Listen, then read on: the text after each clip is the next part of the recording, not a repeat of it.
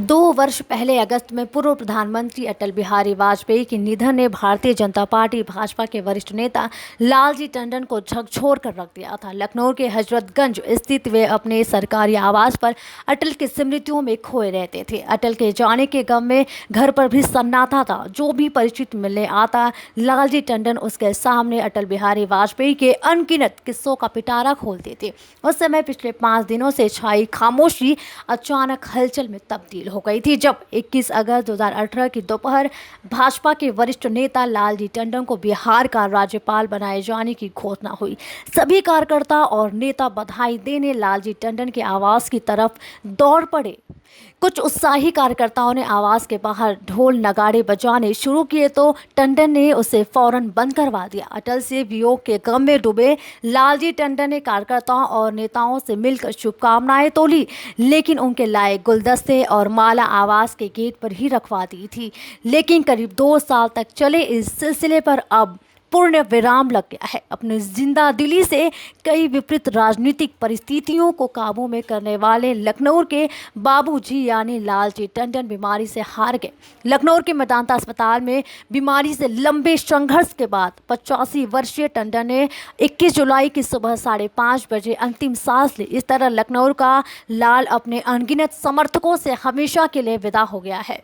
वैसे तो लालजी टंडन के पूर्वज लखनऊ में सादतगंज के निवासी थे, लेकिन बाद में इनके पिता शिवनारायण जी सादतगंज छोड़कर चौक के सोंधी टोला में आकर बस गए थे। 4 भाइयों और 5 बहनों वाले लालजी टंडन की प्रारंभिक शिक्षा चौके के खन्नी पाठशाला में हुई थी। फिर इन्होंने कालीचरण इंटर कॉलेज से पढ़ाई की। इंटर पास करने के बाद टंडन ने हिंदी, राजनीतिक शास्त्र और इतिहास विषय को लेकर लखनऊ विश्वविद्यालय से बीए पाठ्यक्रम में दाखिला लिया। इसके बाद विधि लॉ में भी दाखिला लिया, लेकिन वह परीक्षा नहीं दे सके।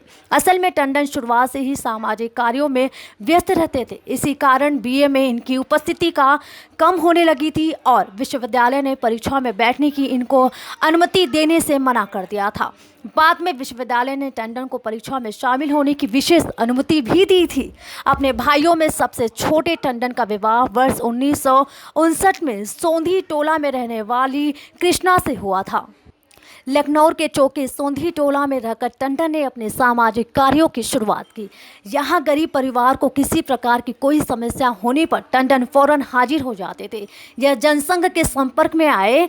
वर्ष 1952 में जनसंघ के संस्थापक सदस्य भी बने। टंडन के सामाजिक कार्यों ने इन्हें चौक में लोकप्रियता दिलाई। यह वर्ष 1962 और 1967 में लखनऊ नगर महापालिका में सभासद चुने गए। वर्ष 1974 में टंडन लखनऊ पश्चिम विधानसभा क्षेत्र से विधायकी का चुनाव महज 1,500 मतों से हार गए थे। इस दौरान ये लखनऊ महानगर जनसंघ के अध्यक्ष बने और जेपी आंदोलन के उत्तर प्रदेश में संयोजक भी बने थे।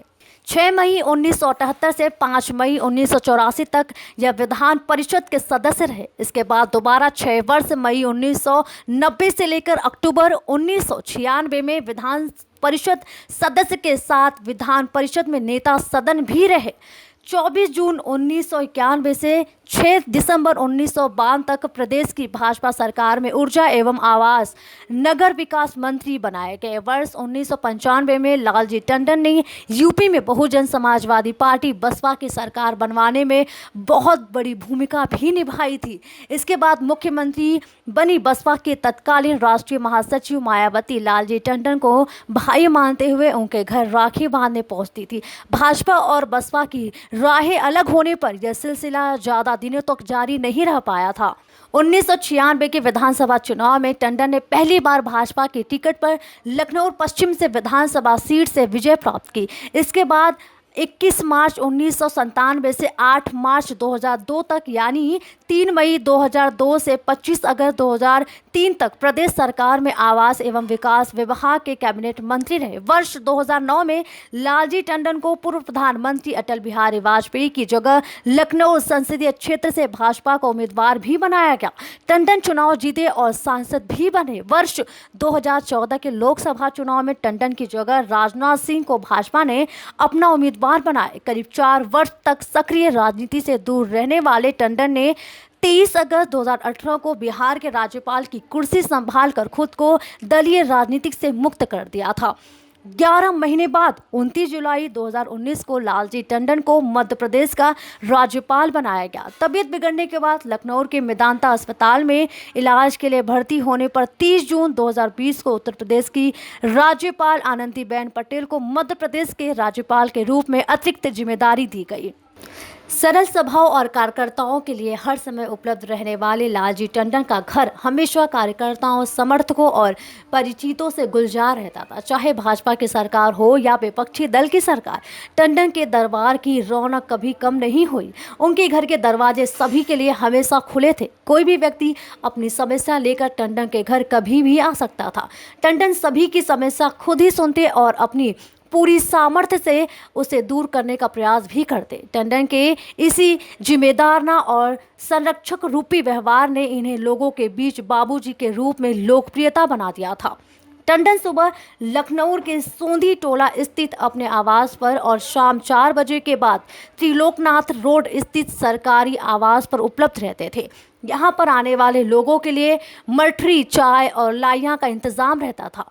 मंडली लगाना टंडन जी का बहुत बड़ा शौक था। लालजी टंडन पूर्व प्रधानमंत्री अटल बिहारी वाजपेयी के सबसे करीबी लोगों में से एक थे। टंडन केवल 14 साल के थे जब संघ के जरिए वह अटल से मिले थे।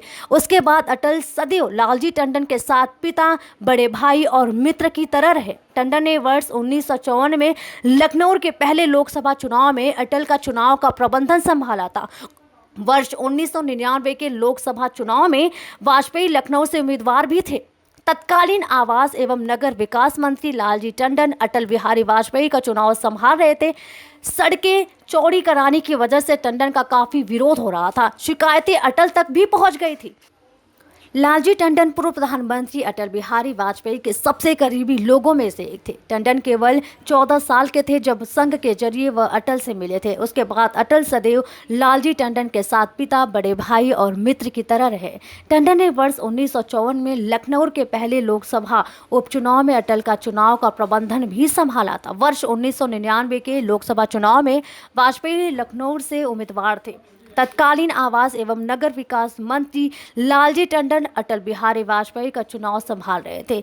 सड़कें चौड़ी कराने की वजह से टंडन का काफी विरोध हो रहा था। शिकायतें अटल तक पहुंची तो उन्होंने टंडन से हंसते हुए कहा, तुम मुझे चुनाव हरवा दोगे क्या?